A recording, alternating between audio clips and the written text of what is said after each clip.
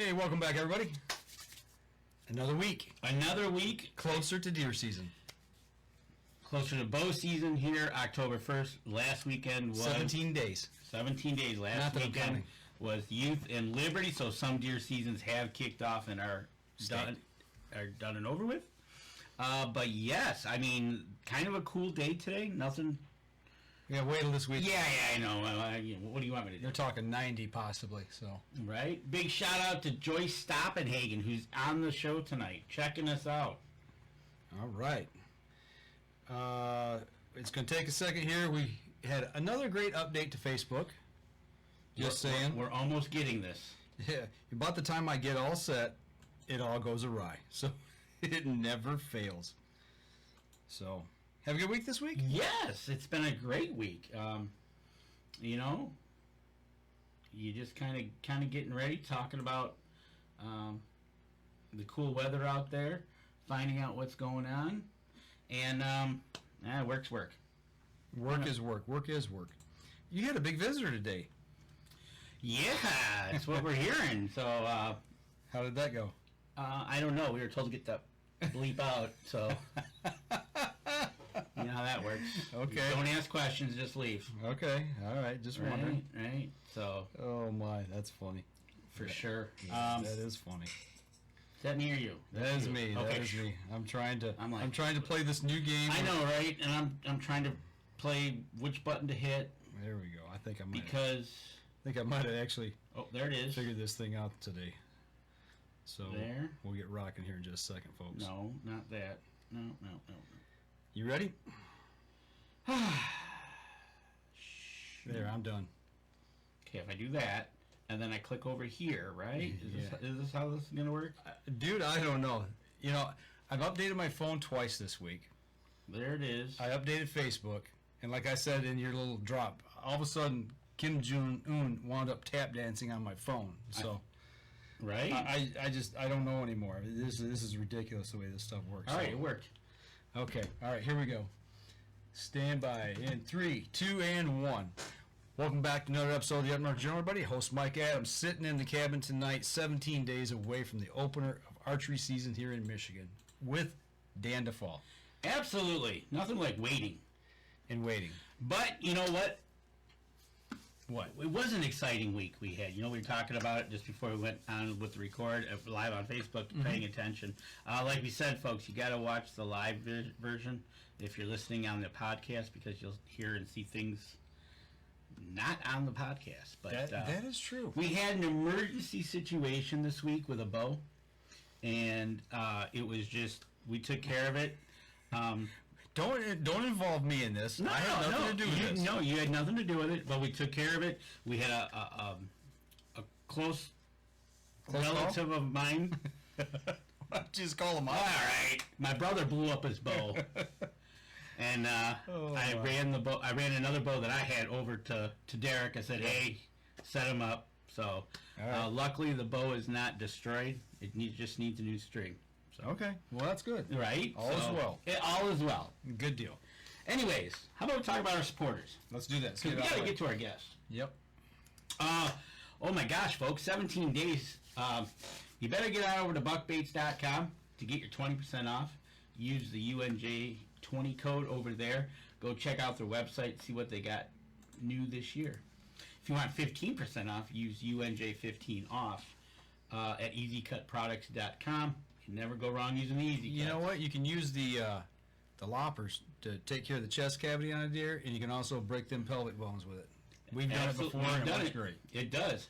Packer Max, get over to Lincoln Roan. Give him a shout. Tell him UNJ25. You'll get $25 off your Packer Max to use this fall.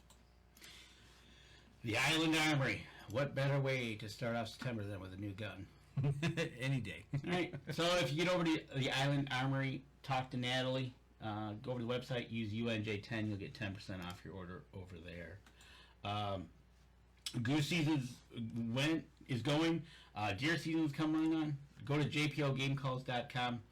Use the promo code UNJ10 for that. We've shared his post. He's been from Kentucky back to Michigan, back to Kentucky. Miller Deer Tracking we hit him on the show. He's going to give us 20% off his next tracking for you. You use promo code UNJ20 when you get a hold of Miller Deer Track. Did you see him tracking that deer down? Was that in Michigan or Kentucky? I saw it. I don't know where it was, though. I don't know if it was a youth hunt or if it was in Kentucky. Right. But it was, that was cool. Yeah, it was. And Zion down at southern.indiana.baitco.com. Go over there, check out what they got for some baits. As long as you can get them through the ice, you can still use them. That's right. So if you use UNJ10, you get 10% off your order over there. And last but not least, proud supporter of Up North Journal, Deer Camp Coffee. We're drinking the Up North Journal blend tonight. No, we're not, because it's in the coffee pot. Oh, you're right. We didn't go get it. We were talking with our guests. That's right. DeerCampCoffee.com, UNJ10, get 10% off your order over there. And if you come over to me, where it is a balmy 55 degrees. That's right, folks. 55 in Newberry, Michigan. You won't be here this week. Right? Get over to Cedars, get a pizza, get some Deer Camp coffee over there as well. Proud shout out to 123 FM up in the Eastern UP carrying the show. There you go. Gotta like that. Right, exactly. Well, you ready? Let's just get into it. We got some good stuff to talk about tonight. Because we were talking about so much good stuff that we almost were late to the show. I know, right? It's kind of funny when we get talking with our guests. But it's always good to have our guest on, none other than Randy Stoppenhaggen from C3 Mitts, Better the Hunt Technology. What is happening, Randy? Just looking forward to spending a little time with you guys. If you need to, you can go get your cup of coffee. I can wait a second. So. Well, we won't do that to our guests. No, we don't leave our guests. We don't just run out on them. I might step out in the break and bring Danny his coffee. He gets a little irritable if he doesn't have his Java. But, you're out in Idaho. I know, watching you on Facebook, you were doing some elk hunting, and then you came back for a little bit. We got you on the show, and then you're going to head out again. But how's everything going over at C3 Mitts? Things are going good. We started out the year with a new marketing firm, and we're about a week or two away from going live and having our product on Amazon. I'm looking forward to that. And then just gearing up social media-wise, when we're going to have the sales. But what I wanted to tell you was we got a smoking deal that's already started. No matter what weapon you hunt with, if it's a rifle, shotgun, crossbow, or a bow, we have a product called the multi-mitt. See if I can put it in front of my black t-shirt. Can you see it? Yeah, we can see it, but it blends into your t-shirt. There you go. Okay, there you go. So what the multi-mitt does is it protects your release hand or your trigger hand. The other mitts protect your forearm or your hand that's holding the bow. So we invented the multi-mitt to solve this hand, your trigger hand. So the multi-mitt, no matter which weapon mitt you buy, you're going to get a multi-mitt absolutely free. That's a deal. So that's a $40 savings. So you're getting both hands covered. So when you're out there, all you're doing is concentrating on the hunt instead of how bad your fingers hurt. And I think Danny... And I got one in the studio here with me. As you see, we have the multi-mitt. Yeah, look at that, right? I'm not going to hold on. You can see it in front of my shirt. Or his. And this is ambidextrous. So if you're right or left-handed, whatever hand you need to get, that's what you use, right? And inside, what do you got in there? Well, there's a hanging hand warmer pocket. For someone who has poor circulation or it's bitter cold, you can activate a hand warmer, put it up inside there. It's not going to fall out. Even if you bring it up this way for some reason, it's going to stay in there, but it's going to activate and heat the inside of that mitt. It'll be 80, 90 degrees in sub-zero weather. I mean, and those mitts are all waterproof and windproof. So unless you go swimming, they're going to keep your hands toasty, warm, and dry. Well, let's not practice and try that to make sure that maybe somebody will come back and says, hey, I tried swimming with them and it didn't work out well. I'd like my money back. Right, exactly. You are known now as the bearded bad boy, just so you know. Really? Yeah, Mark Coleman says the bearded bad boy. So there you go. Well, I don't know what to say to that. Thank you. I mean, Did you run into him in Illinois here recently this year? Yes. I thought so. All right. Well, and so give us the dirt on him when we get in the commercial break. Give us the lowdown on him. We really want some dirt on him, okay? Right. And what's nice about this mitt, the universal mitt, is you can have a smaller type hand or a bigger type hand. It's pretty wide to get your hand in there, and you can basically, any size hand is going to fit in here nice. Well, and with that elastic band, you can either, like if you're in a sitting position in a blind or up in a tree stand, you can clip that elastic band to your waist, or your belt, or like what I do is I actually put it around my wrist, and then I can rotate my hand easily in and out of that real quick. Gotcha. Because people look at the whole line of mitts, and they think, ooh, it looks a little big. Well, if I made it smaller, your hand would feel constricted and it wouldn't be comfortable, and the natural heat from your hand is what fills up that airspace, and it's toasty warm under most conditions. The coldest they've ever been used in it is minus 48 in Greenland, and they worked really well. Just putting my hand, when I was messing with it just a second ago, just put my hand in here and messing around with it. It's like, you're right, your hand does start to fill up, or the heat from your hand fills up that airspace. And actually, my hand was getting warm just by being in this. It's amazing. But one thing I want to say is, like, I'm out archery elk hunting with my bow mitt currently, and my mitt never leaves my bow. And people think, well, it's September. I mean, it was 87 degrees during the day. And in the early part of the season, you don't have a big, heavy coat on. So when I put my hand inside here, you can see, let me see if I can turn it the right way. You can see all the rooms, so the air is still circulating in and out of the mitt. But later in the season, when you wear a big, heavy coat, and you put it up against there, it seals off that area to retain the heat. Gotcha. So, I mean, I'm just so used to shooting with my mitt on that if I actually take my mitt off my bow and shoot my bow, it is, I'm staring at my hand. I'm like, is that right? Is that how I'm supposed to be? Is that? But when the mitt's on there, that's one less thing I think about. I just put my hand in there. It's a natural fit. My palm goes right. Yeah, exactly. So. It goes right where God give everybody a place to shoot a bow from, right there. Right on the riser. Yep, exactly. Mark Coleman says it's the oven mitt of the outdoors. Okay. You know what?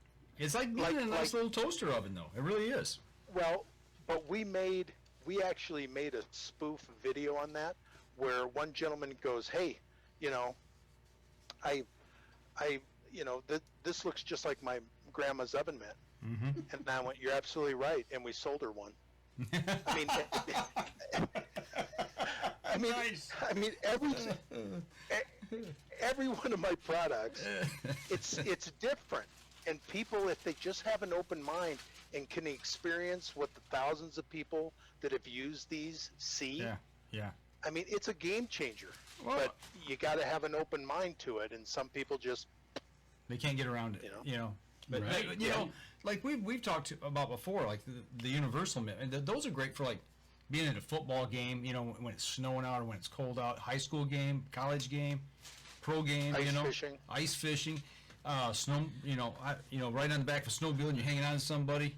Cold weather on a boat. Yeah, there's just so many different things. Anything that's got cold weather involved where your hands can get cold, it works. You make this any more bigger and comfortable. The people down in Alabama might wear this to the football game.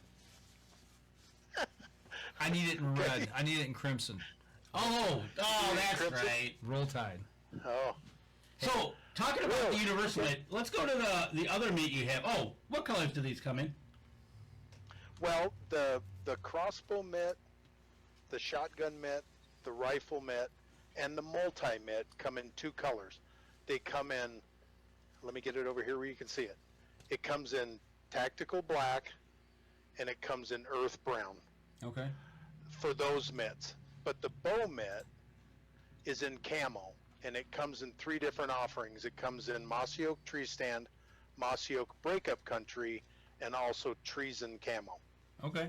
But eventually, when the camo mitts are gone, we're going to go to solid colors, even with the bow mitt. And the reason why is,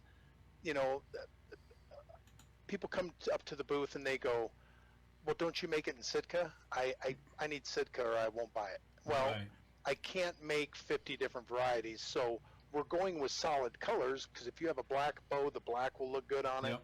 If you have a camo bow, the brown will look good on it. Yep. So, and then we're hoping by next spring when I put my order in, we're going to come out with a 3rd color, which is a Loden green, but we're going to call it leaf shadow green, and it's a really pretty color. So we'll have brown, black, and green. So There you go. I think if you go with the I know some of these people need to be all matching and that, but if it's black or gray or a green, really, I'd rather have my hand nice and warm. Warm, exactly. Yep. right. And I'm I don't think that, and I don't think the deer is going to necessarily care. But No, I don't think so. We don't have bougie deer in Michigan. I know that. That's right. But Throw that website up again one more time here. so as we're talking about this, the website is c3mitts.com. Just watch the banner. It's the first one. Buy any mitt and get a multi-mitt free. So that's a great deal, folks. And as we leave that, we're going to head over. I think next we should talk about the bow mitt, Randy. okay. So this is what started it all. I can actually put this in front of me and you can see it. I can't believe I wore a black T-shirt next to a black bear. I mean, what was I thinking? I don't know. Anyway, so the bow mitt started it all. And being a bow hunter myself, I'm hunting in the early season, but then I also go later in the season, actually in December. And normally when I'm bow hunting up there, it can be everywhere from 14 degrees to minus 14. And I just got tired of, because I personally, the first couple hours in the morning, the last couple hours at night, I want to hold my bow in my lap. Mm-hmm. I mean, I want to be ready for when the moment comes. That's the reason I'm out there. I don't want to be grabbing up for my bow and worry about getting busted. So, but I got tired of trying to figure out how to hang on to a minus 14 degree metal instrument Right. without going, trying to keep my hand warm. So Right. I came back, created this mitt, and it's super simple. You just unbuckle it, open it up, and inside is this finger pocket. That finger pocket serves 2 purposes. One, you can activate a hand warmer, slide it in there, and it won't fall out, but it'll radiate the heat if you need extra warmth. The mitt by itself, with the 200 grams of thin slit, will keep your hand warm to about 28 degrees with normal circulation. After that, you activate a hand warmer, throw it in there, you're good to go. The interior fabric is a mesh that wicks away the moisture in case you have a sweaty palm. And it wicks away the moisture so it's not clammy inside and it breathes. What you do, this right here is a grommet. And you can either use this grommet or you can bypass it. But this grommet is intended for, if you want to put your mitt on your bow and keep it on all the rest of the season, you can take your stabilizer off, run your stabilizer through this grommet, attach it to your bow, and then you take and you actually grab your bow and you hold it and you bring everything around. You bring all the rest of this mitt around the front. Mm-hmm. Okay? And there's 3 straps. There's one that goes towards the backhand, and then there's 2 that come from the backhand forward. This strap, the very first one at the very top, we call the safety strap. When you put this on your bow, all you want to do is snug it. You don't want to reef it tight, because that way when you slide your hand into the mitt will go right where your hand needs to be positioned. You're not fighting the mitt to get it to where you want to put your hand. So all you do is snug this strap, and that keeps it below the arrow shelf. Then the other two straps are because we all have a different hand size, and we all palm our bow differently. Open, side finger, open finger. I've seen it all. So we wanted to make the mitt adjustable, so you just buckle the two lower buckles, and then that's where the adjustment comes in depending on your shooting style. I am just a relaxed fingered shooter. I just relax my hands on the front of the bow. So this mitt is set up perfect for me. My hand's relaxed, it's not constricted in any way, and I can sit there, and when the moment comes, I'm shooting with the same palm against the back of the bow, because inside, you'll see your riser go right up through the inside of this mitt. But if you're an open finger or side finger shooter or a high risk shooter, you back those two straps off and you push on the mitt, which expands the mitt and opens it up. Then you just take the slack back out. Now it's a mitt for an open finger or side finger shooter. And that's it. I mean, it's been tried and true. A lot of deer have hit the deck, elk have hit the deck, bears have hit the deck. It's a great addition. And here's the thing, like one person told me, I don't have it on my bow all the time, but it's part of my arsenal. It's in my pack. And all of a sudden, if a cold front comes in, it takes 10 seconds, I can put it on my bow, and I'm back in the game. Absolutely. That's a true statement. It's one of those things, it's, like you said, cool mornings, midday, gets a little bit warmer, maybe you don't want, but, like you said, it takes 10, 15 seconds, you can have it back on when it starts to get that cool evening coming back at you, and it's one more arsenal to keep you warm, to keep you out in the woods for that whatever you're hunting. Yeah, it does not interfere with the bow whatsoever. I shot last year, my first deer with that on last year, and once I got in the zone ready to draw back, I didn't even think about the mitt. It never entered my mind. And after I shot, shot with dead heart shot, and I went, oh yeah, I had the mitt on. It's just it's one of those features that you need on your bow to keep your hands warm. Like you said, it's comfort, keeps you in the game longer, but it doesn't interfere with anything. It's awesome. Well, thanks. I appreciate that. That's why we brought it to market, because it solves problems. Absolutely. And like Mark said, he's teaching his wife to shoot a bow, shoot a crossbow. And one of the bigger things, and this is even with me, anybody out that goes out there is going to, their first thing to go is their hands. So by keeping her hands warm or his hands warm, they'll be able to be out there longer and enjoy it. Well, and speaking of the crossbow mitt, one thing I really want to drill home with people. Well, I tell you what, Randy, crossbow mitt. How about we go to a break? Yeah. We'll come back and we'll talk about the rest of what you got in the pack. All right, sounds good. All right, we're going to step outside. We're going to take our first break, and we'll be right back after this. All right, folks. Mark's on a roll. This is when we have to watch our P's and Q's. Yes, exactly. This is Mark is on a roll. Remember, Mark, he's got the dirt on you from Illinois, so... What? That bow mitt probably goes up to Danny's elbow. Oh, he's ragging on me. Okay, that's fine. Right? Okay, do you want to take a quick sec here and entertain the folks? I'll get your coffee. You want some coffee? Yeah, you go get our coffee. All we'll talk about Mark Coleman's wonderful he wants to know how much the left-handed bit costs. I tell you what. That's right. I tell you what. Special mitt. That's right. A special mitt for Mark Coleman. It comes with the. You know what, Mark? You get a hold of Randy. He'll sell you the left-handed model, and he'll also throw in a left-handed spatula for free. So I'm sure he would be able to do that for you. So, I've heard about that out there. So, Dan Newmer used the bow mitt for spring turkey in Wisconsin and spring bear in Alberta.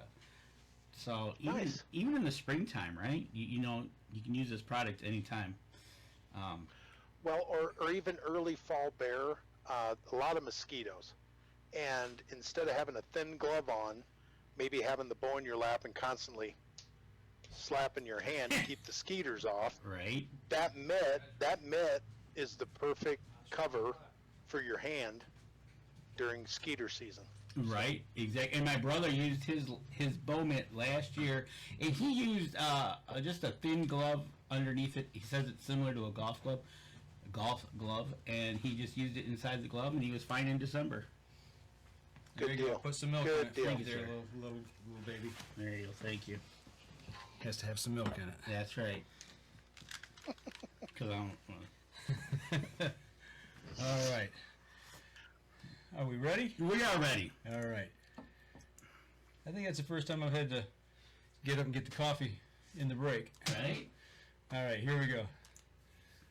All right, we are back for the second segment. We are fueled up, ready to go. We got our high octane coffee here, And courtesy folks, of Deer Camp. right. And folks, anybody out there, what we're talking about tonight, whether it be the bow mitt, the crossbow mitt, the rifle mitt, the shotgun mitt, the utility mitt, make sure you go over to c3mitts.com. They're running a great special. Check it out. You buy and you get a free utility mitt. You just look at the front there, and you get a free multi-mitt. So as we're going into break, Randy, we're continuing down the line here. You're going to talk about the crossbow mitt. Well, the crossbow mitt, I mean, we made it because someone asked for it. By going out and doing all these shows, I mean, the rifle mitt was conceived because rifle hunters asked for it. The shotgun mitt, same thing. The crossbow mitt, same thing. But what we found out with the crossbow mitt is it is a huge safety benefit if you're teaching your wife, or even a guy my age that, hey, I can't draw my bow back anymore, I'm going to pick up a crossbow. Mm-hmm. Well, the issue with a crossbow, now granted, they're making the finger guards even wider today, Mm-hmm. but there's how many crossbows out there that have the smaller, narrow finger guards, Mm-hmm. and what can happen is, and we've seen it, if you Google crossbow accidents, and it's horrifying, but Right. you're looking through that scope, and you get finger creep. You're here, but then all of a sudden oh, yeah, there he is, and you get that thumb up there and pew, takes it right off. Well, when this crossbow mitt attaches to the underneath of the finger guards through Velcro, it attaches and it's permanently there. When you put your hand in and you're holding your crossbow, there is physically no way you can get your fingers up in harm's way. So, like, I spoke with a gentleman who had his daughter with him, and he could concentrate on, okay, there's the deer, it's still moving, instead of looking over, then looking at the deer, then looking over, to make sure his daughter's fingers are out of the way. Because he now knows that physically there's no way her fingers can get in harm's way, and he can help her concentrate on taking the proper shot instead of where your fingers. So we're super proud of that one, and the sales really picked up last fall. And I know a lot of states have made crossbow hunting legal now, and that's absolutely fine. I mean, I know everybody's got their opinion on that, but Mm-hmm. but we've got a product that'll make your hunt safer. So, look into the crossbow, look at the videos online, read the testimonials. It's another product that you can have in your bag. It's on and off in seconds. And Absolutely. it'll help you and keep you safe. So. Yeah, I know a guy lost a thumb that way. Yep. Well, or the tip of it anyway.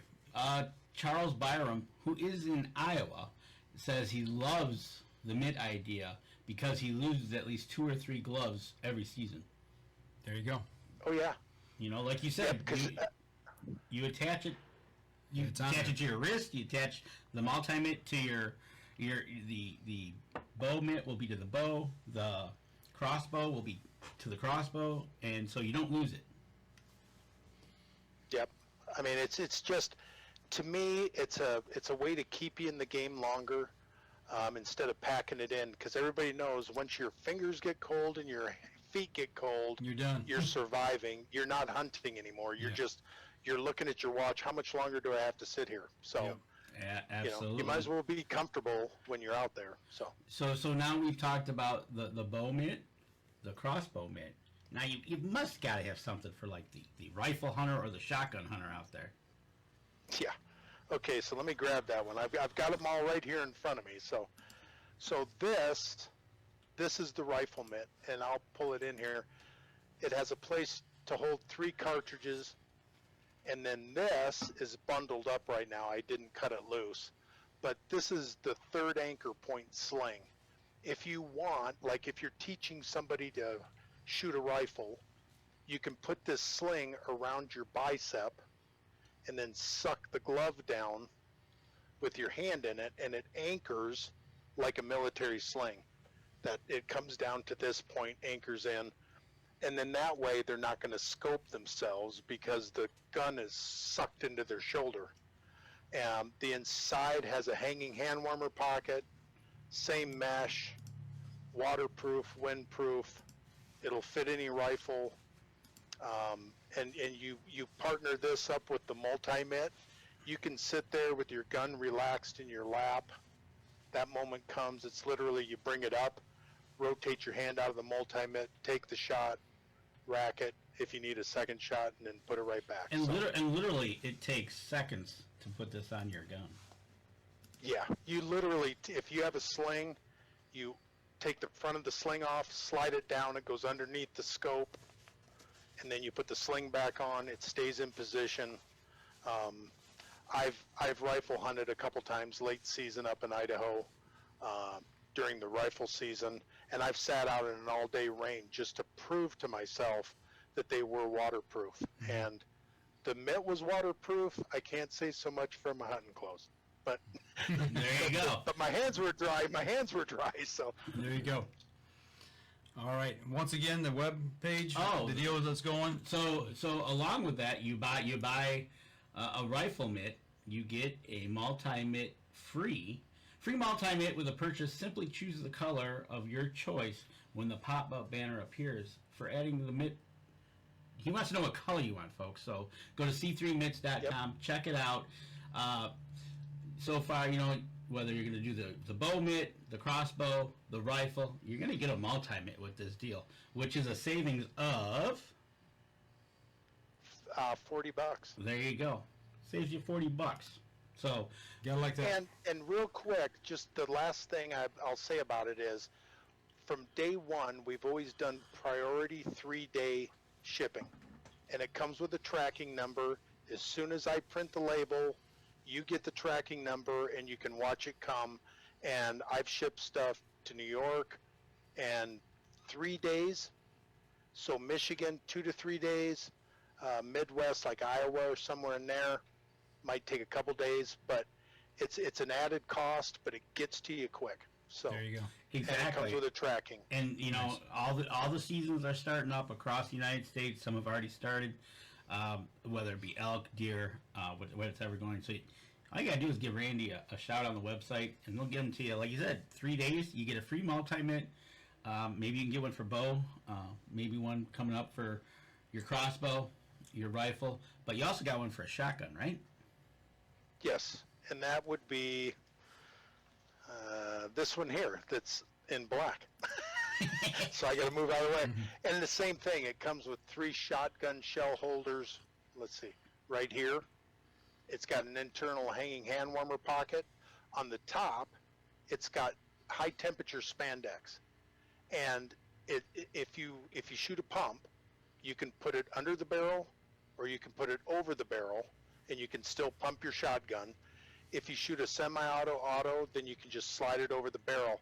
If you need this to expand, because shotguns are all different on the forearm, if you need a little bit more because it seems tight, at this end of the mitt, and at this end where the spandex is, we used elastic stitching across that Velcro.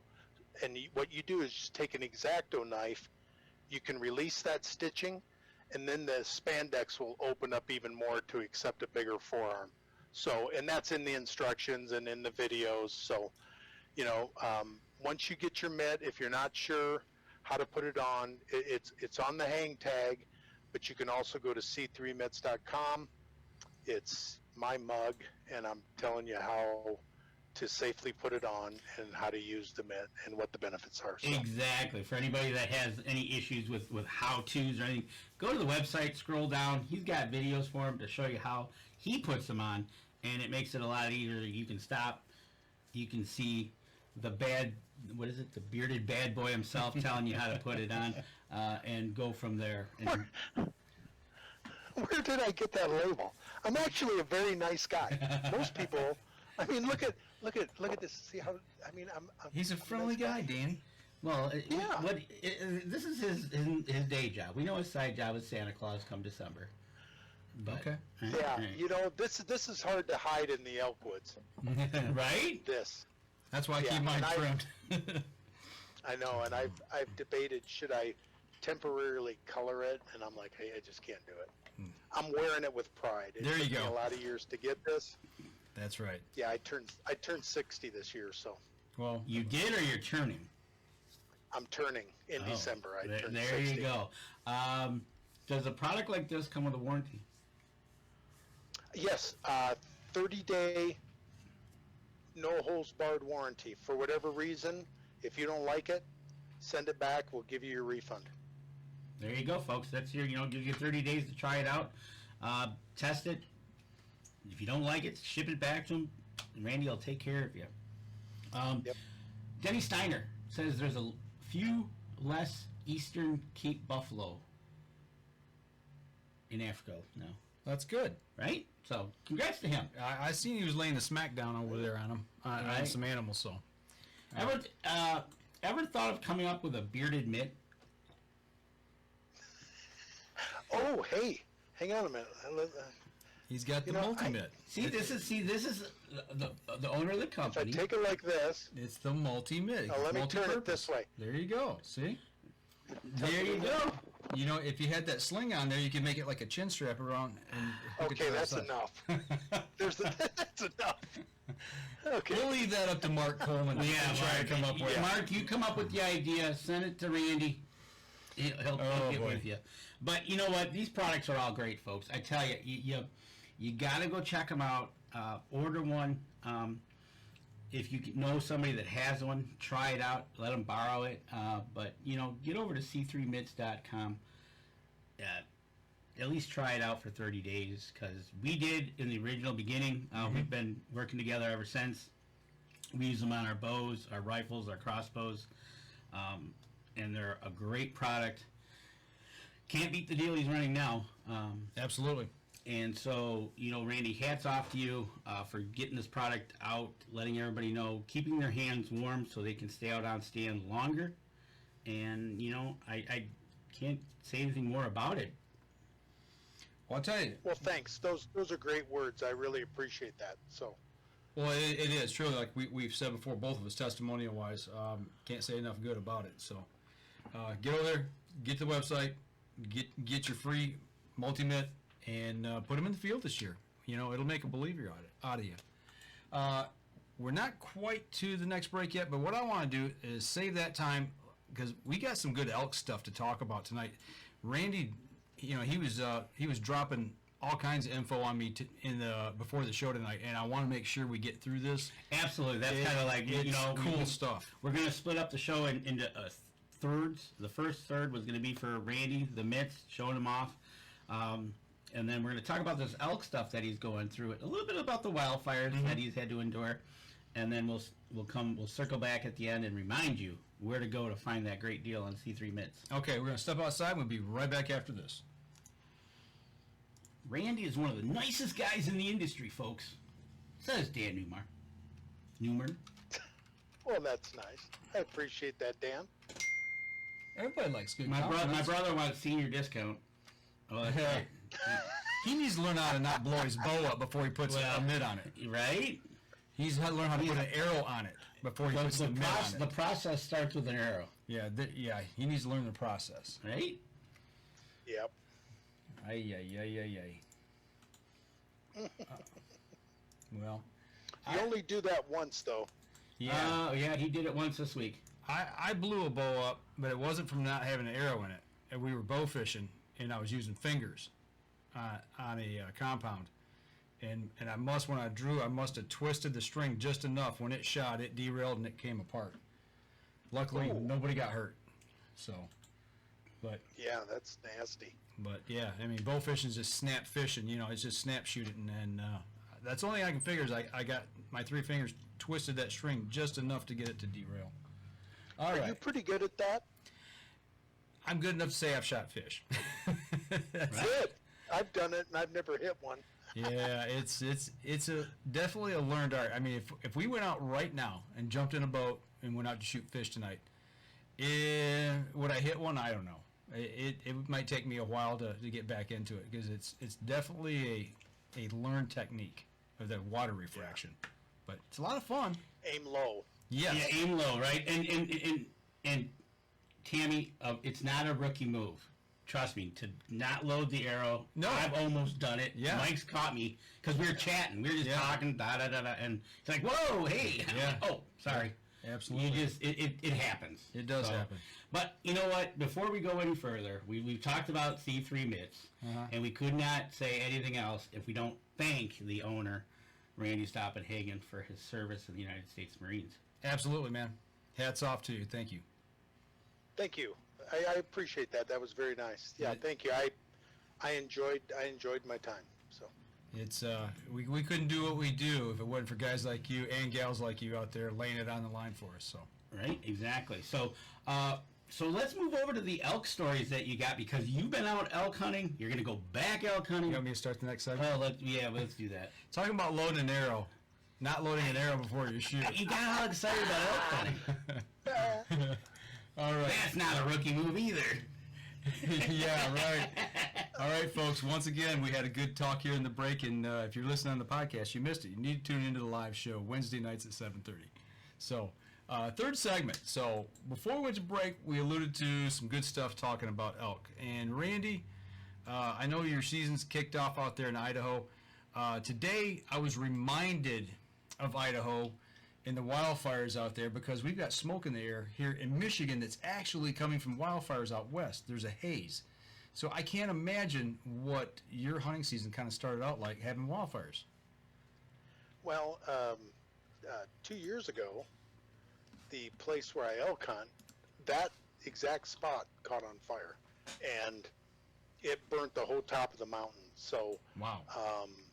we had to move to a totally new area, and fortunately, we still got into elk. A friend of mine got a really nice bull, so it was a success. This year, there's fires over in Oregon to the west. There's fires up in northern Idaho. There's fires in eastern Idaho. There's fires to the south. So it doesn't matter which way the wind's blowing. It's smoky, and some days are better than others. I've gone out in the morning and it's beautiful blue sky, and all of a sudden the wind will switch, and an hour later your tears are rolling and your throat's scratchy, and You can actually smell it's it. just, oh yeah, Yeah, it's thick. we're showing the picture that you shared on Facebook of that. You took a picture of the horizon, and you can see definitely the whiteness, kind of the smoke is, if you will, against which would be green trees typically in the picture, but they're kind of, look, they're smoked out kind of thing. But like you were saying, do you see when now that you've encountered this, have you seen a change in the wildlife? Do they get a little bit different? I can't say. Second day, I ate an apple. You know that old wise tale, eat an apple, cleanse your palate because of the odor coming out of your mouth. Well, I had ate an apple. And I chucked the core as far away from my stand as possible. But within an hour, this black bear, young black bear, is sneaking in from behind me and zeroed right in on that apple core. Wow. And it came in and it stopped and it looked around like, am I going to get my butt spanked? And he grabbed that apple core and Took off. so I can't, deer movement, they're still moving around. I don't know if the smoke puts them a little more on edge because it's so pungent at certain times of the day that you wonder if it's, I mean, the fact that we can smell it and it's disturbing to us. I mean, their noses are tremendously better than ours, so I'm sure it's got to bother them. But you know, I mean, elk movement. I put up a couple cameras here and there on trails just so I can watch the elk movement, and they're still moving around and they're still doing what elk do. I think it's only when the fire comes over the hill that they realize they got a problem and they got to move. So the smoke, unless it's extremely heavy, I guess it's not so bothersome to them. I mean, they've probably seen it before, obviously. Yeah. Oh yeah. I mean, it seems like the last 5 years, 6 years. I mean, we just have a smoky September and October till the rains get heavy enough or the snow gets deep enough in the mountain, and then you'll extinguish the fires. But you know, our firefighters are out here working their butt off trying to get those things under control. But you're dealing in country that's, you know, I mean, it's a tough haul for them to fight a fire. So right, and we got a picture of that black bear up, looking at you right now, and he looks like he's like, you shouldn't be there. I'm going to grab this apple and I'm going to leave. Yeah, isn't that a little tiny? That's just the littlest bear. But he was very cautious, and he walked right parallel with that apple, and he knew where he was going. So he must have smelt that thing quite a ways away. So even with the smoke in the area, he pinpointed it. Oh yeah. I can't. You know, I for me personally, I don't think it changes what the animals are doing, but I think they might be a little bit more cautious just because they're trying to smell for danger and all they can smell is smoke. Yeah, it's which, masking. I mean, maybe that's a win for us. I mean, I don't know. But, right. Do you feel like you've seen more animal activity now that you mentioned that it might be something in your favor? No, I would say it's about the same. Early season is tough. I mean, early season, now that I'm turning 60, I mean, back in the day, first week out, we'd do setups. I mean, you know, go 300, 400, 500 yards, do another calling sequence for 45 minutes, gather stuff up, move, call, move, call, move, call. Well, you know, my knees with the other company that I've owned for 30 years, I've pretty much beat myself up pretty bad. So they just don't work well like they used to. And anyway, so what I do now is the first week to 10 days, I've got a couple ridges where they're game trails, and those elk will travel predominantly in the morning, and they'll move back and forth, and then they veer off, go down into a draw, and bed for the day. So I've got tree stands up along that game trail, and I mean, I've had cows and younger bulls, and the only problem I can say with trail cameras, because it's only been recently that I've started dabbling in that, is those trail cameras allow you to see the big ones. So then what do? Mm-hmm. You hold out for the big one, and you go home with paper. Yeah. Because back in the day, a spike walked in, a cow walked in, a raghorn walked in. Here's my opportunity. Make the most of it. Take home some meat. Yep.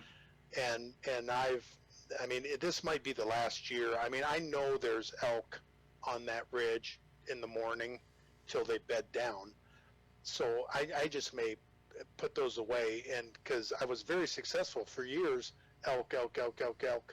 But then it's like all of a sudden with the trail camera deal, you know, I'm seeing these big 6x6s, and it's like, oh, if I'll let those go.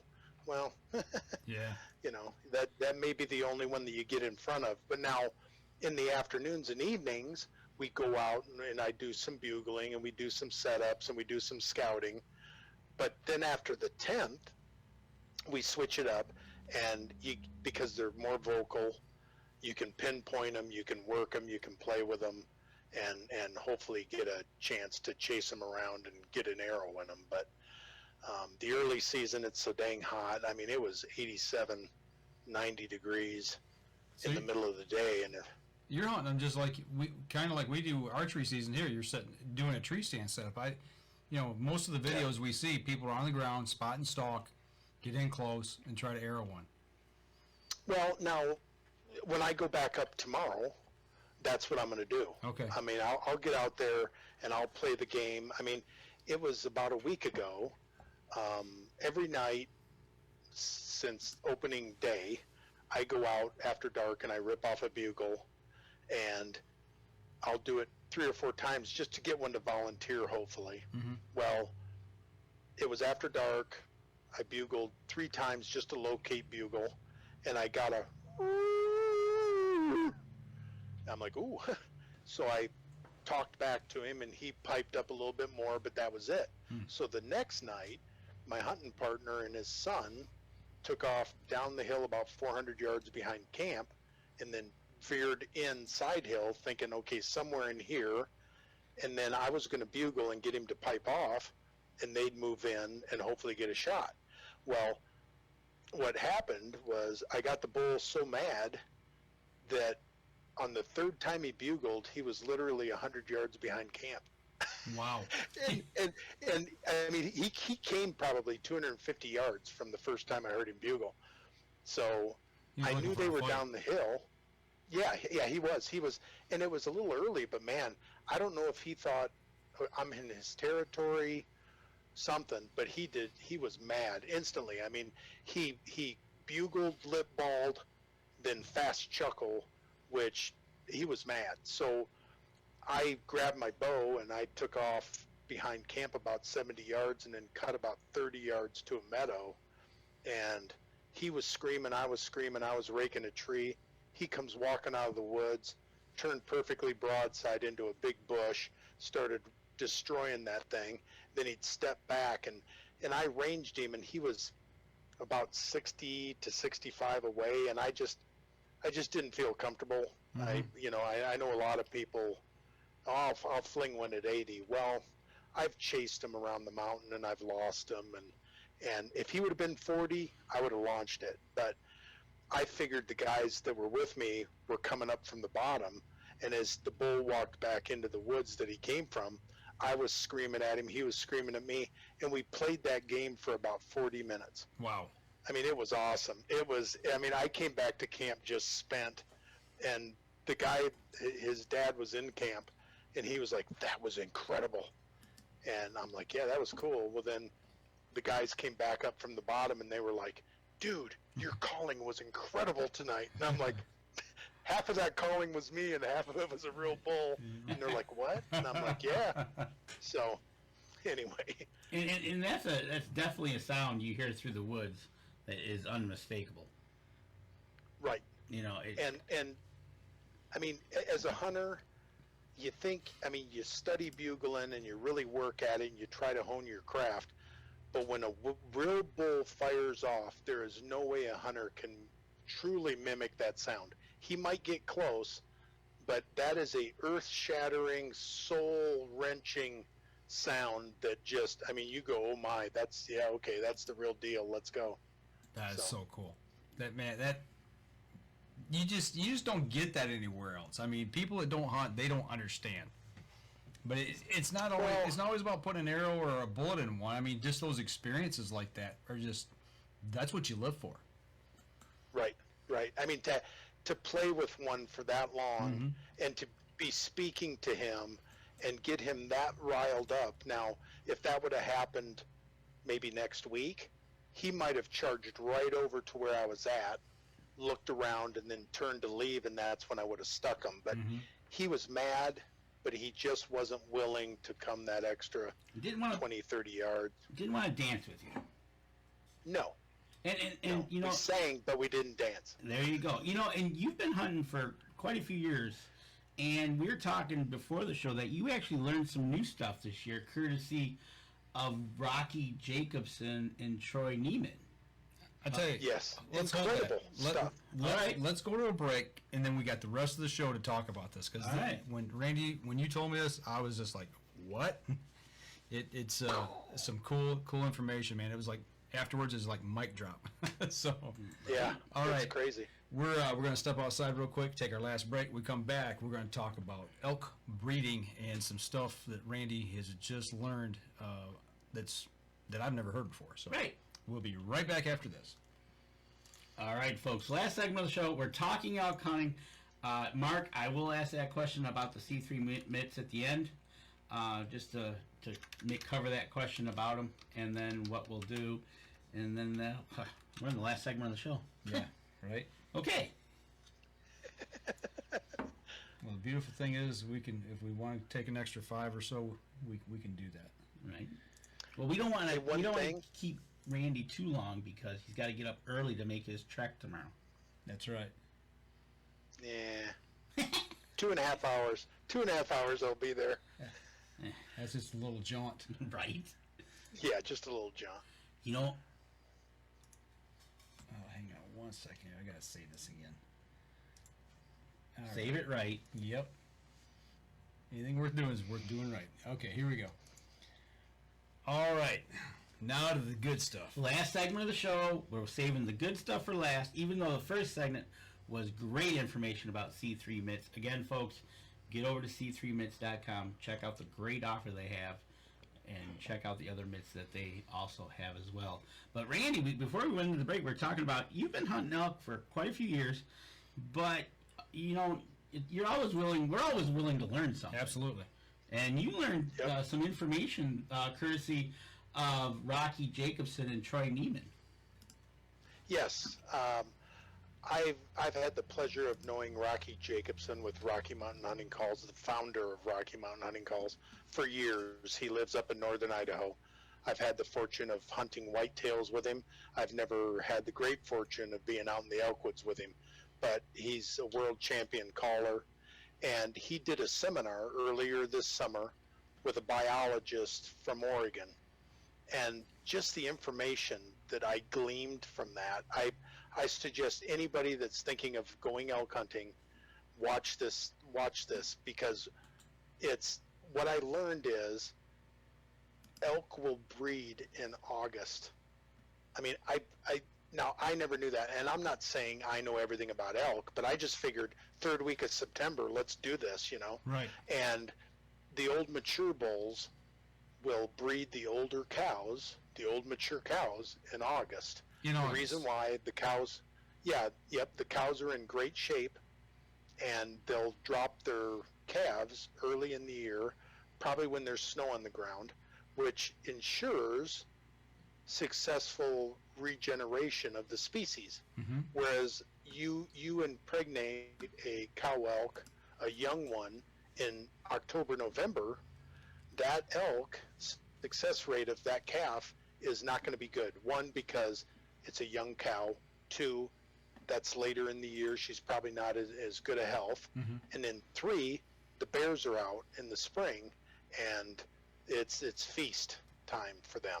So that's one thing I learned. So if they don't breed in August, then of course in September, and it's the full moon and 13 days after.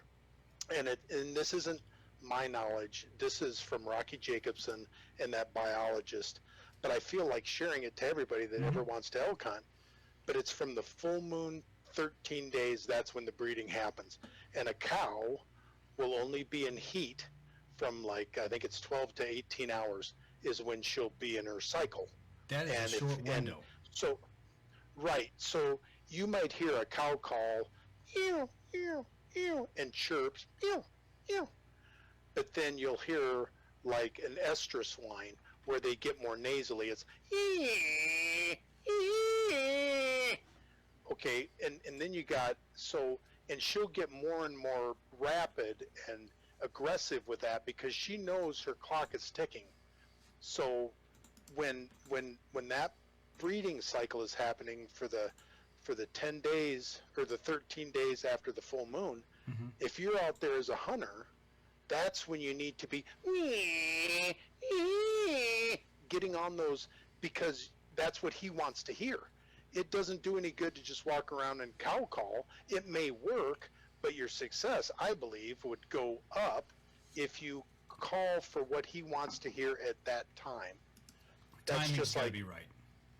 right. I mean, and you know, everything in that 50 minutes, it's well worth because the food source that they eat and what they're doing and why they're talking the way they're talking. I got kind of lackadaisical, I guess. I'd go out and I'd just rip off a big nasty bugle, and then I'd chuckle. Well, what I'm actually saying is I'm pissed off, and my fast chuckle says I'm going to come kick your butt. Okay. And that's not the right thing to say, but it sounded good, so that's what I went with.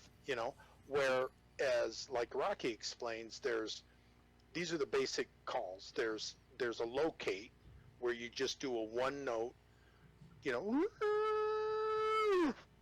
and then there's a two note,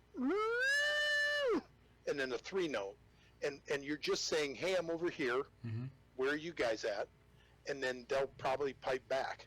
And then there's the display bugle, where I'm a big mature bull, come on over here, and that's a bugle with a lip ball with a slow, deep chuckle, and he's trying to impress, hey, I'm a really good bull, come over here. Then you got the challenge bugle, which is the same thing with a lip ball, but then the chuckle is really fast, and that's saying, stay out of here, these are my girls, don't come over here. And then you've got the ultimate high scream, super fast chuckle, and that means I'm coming to kick your butt. Gotcha. And so what I've learned from that is you never want to go past what the bull's temperature is. You stay below it. And that is a lot of stuff from Rocky Jacobson. He has a CD out, and I'm not trying to sell his stuff, but if you want to learn how to cow call, if you want to learn how to bugle, if you want to learn what those sounds mean, he's a wealth of knowledge. I mean, he's been doing it his whole life, and anyway. So well, no, that's great information to give out to people, because obviously you're an experienced elk hunter already. When you're learning more about it, hey, spread the wealth. Don't. Yeah, I'm not going to tell you. Yeah. I'm going to keep it all to myself. That's not how we all work usually. No. So get out there, go check out the YouTube video. Like you said, it's about 55 minutes. And if it gets you interested, go buy a call and start practicing, messing around. Because I know some guys headed out west to do that. You're already out there, so you just put it into your arsenal of when, where, and how. So right, and I've got a good friend to show you. I mean, there's being dedicated, and then there's being really dedicated. And I've got a good friend that's coming out next week. He lives in North Carolina, and I know there's some elk in North Carolina, but unless you get drawn, you're not going to be successful. Well, he is so dedicated. I mean, he can cow call and bugle. I mean, I'm like floored. So I wish I was hunting, but I'm actually going to be doing the calling and helping to pack the meat for these guys when they come out. But I wish I had a bow in my hand, because he has really dedicated himself, and it's a little bit to learn with a mouth read, but it's once you get the hang of it, it is like hunting turkeys on steroids. So Well, going back to what you were saying though about the breeding season of the more mature cows coming into estrus in August before the younger ones do, it just amazes me how nature, can do things to create one to come into estrus before the other. Because usually, we think of the timing of the rut here in Michigan, with the does coming into estrus. There's that magical time, that 2 or 3, 4 day window when they start, and the days, or you get that short window of opportunity where they swing through it. Not all at the same exact time, but within that period of time. But you're saying that you've got matured cows that actually start first before the younger ones do.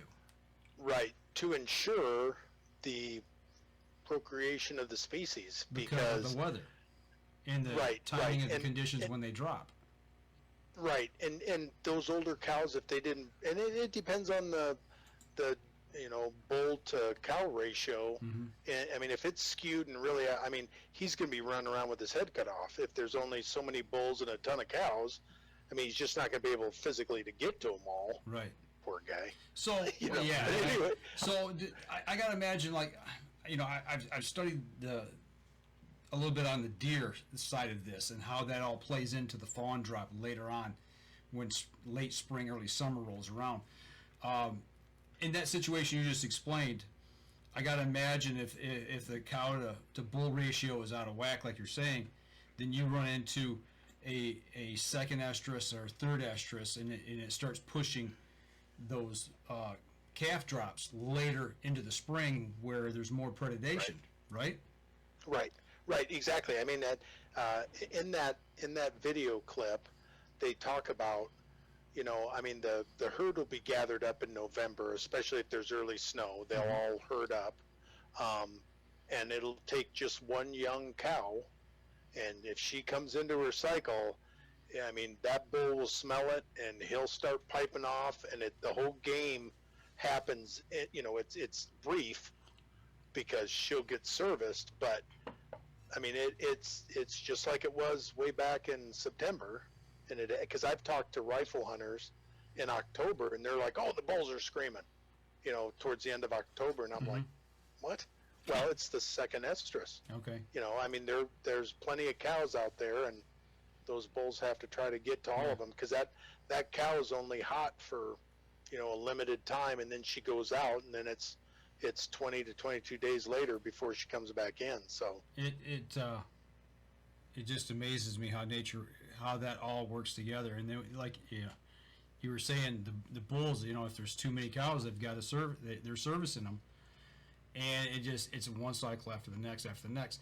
Do you see, like here in Michigan, I know when we've got a really skewed buck to doe ratio, and the bucks, they get into the rut, and that's all they're thinking about. They've already really taken on as much food sources as they can. They're kind of laying low till that rut kicks in, saving that energy. Then all of a sudden it's just go, go, go, go.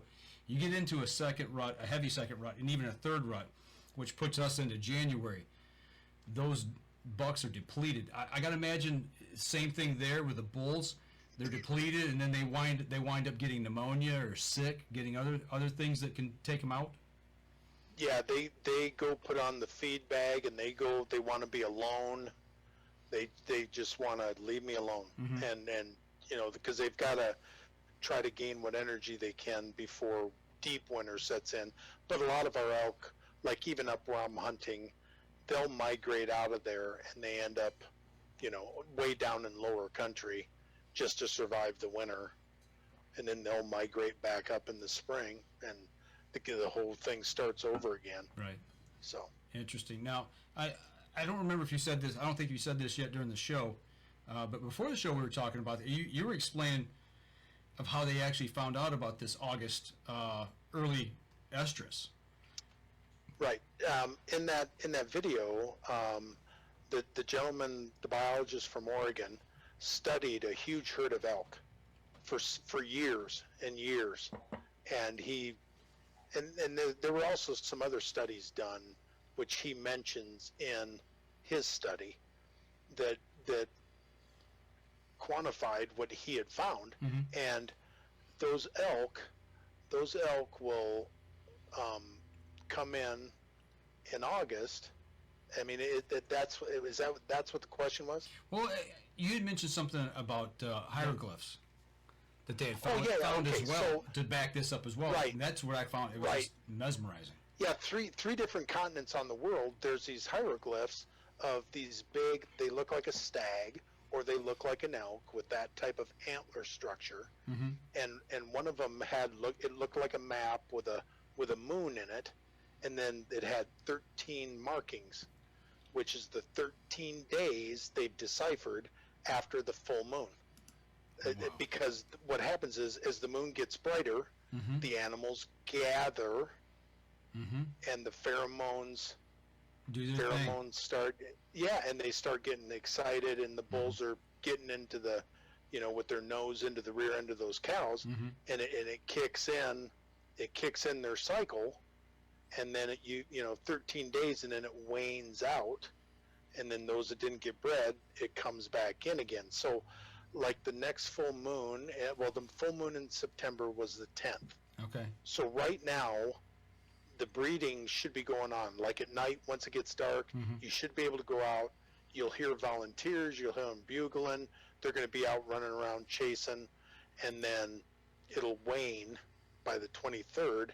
But like for myself, when those guys come in from back east, when we get up to where we're going to be, I mean, I am going to get on that hyperlip, and I am going to whine like I'm one of the last cows out there, and I need servicing right now. And because that's what they want to hear. They're doing the same thing. They're looking for those last cows. I don't think I want to threaten them with a bugle. They want to hear a cow. Now, once that kind of wanes, then I'll play the game of bugling, locate, get in there, display to him that I'm a predominant bull, and then I might do some cow calls that, hey, I've got some cows over here.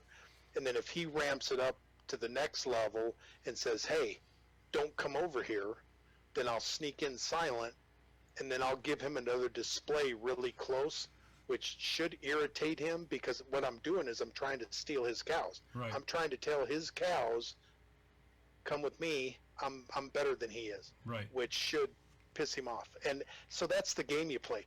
But thinking that all out on the fly, and figuring out what he wants to hear, when he wants to hear it, and then and when it all comes together, it's just the coolest thing to experience. So now this the timing of it, the 13 days and the full moon.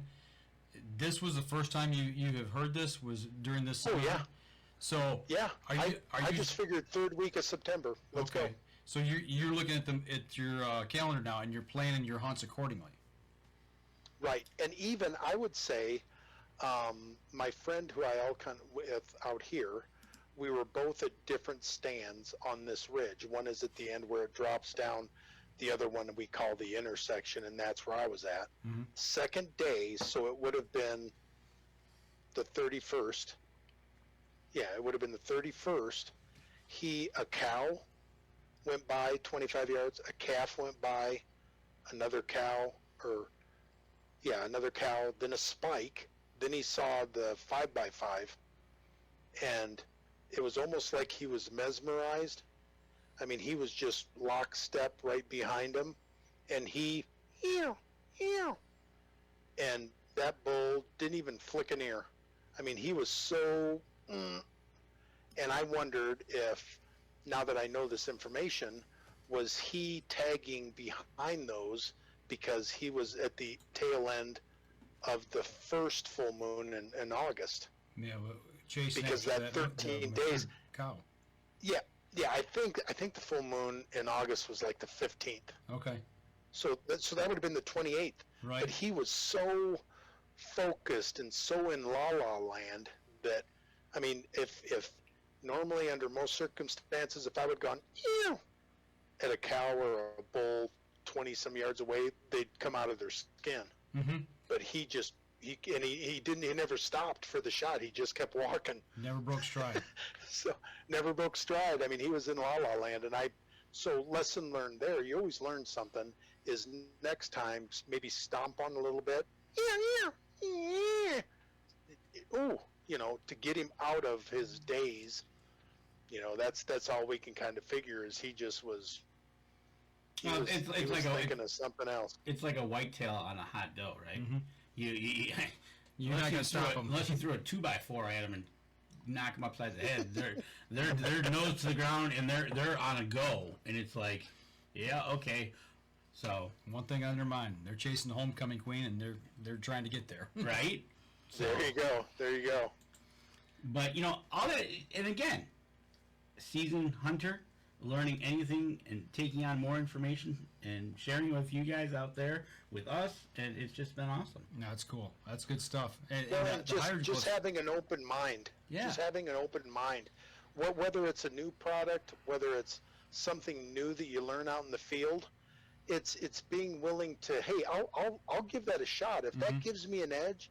I mean, if that gives me an advantage, and so I just, I know there's some people that are just set in their ways, but I mean, that information blew me away. So again, I suggest anybody get on YouTube and go watch that.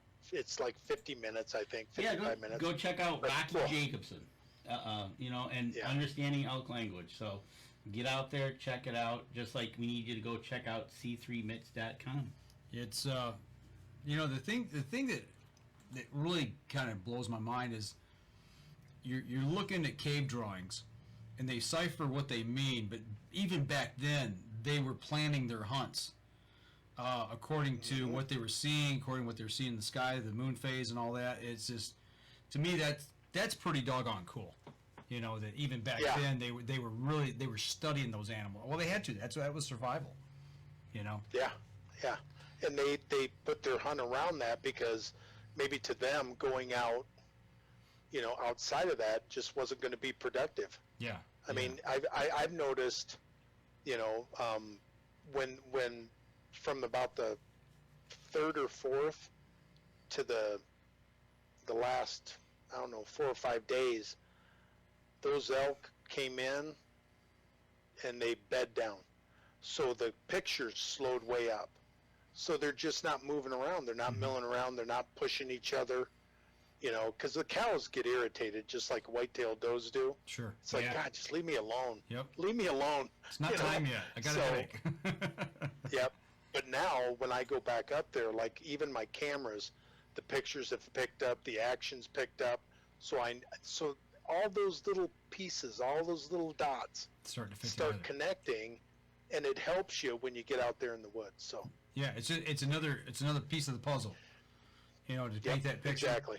And there was things that I was skeptical of, and when I heard about it in the whitetails, and I went to a couple of events with Dr. James Kroll, and first time I'm like, the first year I went, and the second year I'm like, okay, this second year in a row, the same things happened. After the third year, you're like, yeah, this is the real deal. You start looking at the science behind it and the way the research is being done and what's coming out of it. And, this stuff it's pretty cool. It's awesome. Yeah. So, I mean, everything you can do, because from somebody back east to come out west to elk hunt, it's a big expense. Yeah, I mean, even if you have somebody that lives out there that can put you up and has a machine. I mean, if not, you're flying out, renting a vehicle, you got to bring all your gear, and then the cost of the tags. I mean, and if I you're think flying I would blind, want to do it. I couldn't imagine doing it like a DIY. Well, I've met guys, when I was up there a couple of years ago, I met some guys from, I forget where they were from. I mean, it was like Maryland. And there was 3 guys that had never been to Idaho, and they were getting into elk. I mean, they couldn't, they were having trouble being successful because they didn't know when to push it. They didn't know when to back up. They didn't know how to properly set up to give themselves a shot opportunity. They all stayed together. But it was awesome talking to them. And I congratulated them. I said, you know what? For you guys to study and watch some videos and to have the guts to come out here, and they had a tent, and I think they rented a pickup truck, and they did it. And my hat's off to them, man. I mean, that's awesome to have that experience, and I think they all went home empty-handed, but they had the time of their life. Bulls bugling at them, cows mewing, but they just couldn't. They didn't know how to close the deal and do the setup. So I shared with them just basic stuff, and then I never heard from them again. So they only had a few days left. So well, anyway, I've always heard that when you go the first time, you're going to go 2-3 times before you really get into it and understand it enough to where you can actually take one. It's an investment, like you said. It takes time. So. Yep. Yeah. Yep. Well, we're running just about out of time here. Some great stuff tonight. I appreciate you coming on and taking time with us. One last question about the C3 mitts. Are they machine washable? Yes, and my suggestion is you can put them in the dryer, but just put them on air dry or tumble dry, no heat, or let them air dry, and they'll air dry pretty quick. What the manufacturers of all the really super nice hunting clothes don't want to tell anybody is you run them in heat, you're destroying that thinsulate. So by letting them air dry, the thinsulate stays together, keeps the insulation value up. So just There air you go. dry it, or yeah. Did not know that. That's it. Air dry it or hang it and let it dry. That's all. There you go. So, Yep. all right. Any other Nope. thing in here in the chat? Anything going on that we need to cover real quick? No, I think Mr. Coleman says that, where is it here? Yeah, I know you're already laughing. He's going to It come better out. be nice. He's going to come out with the bearded bad boy bugle.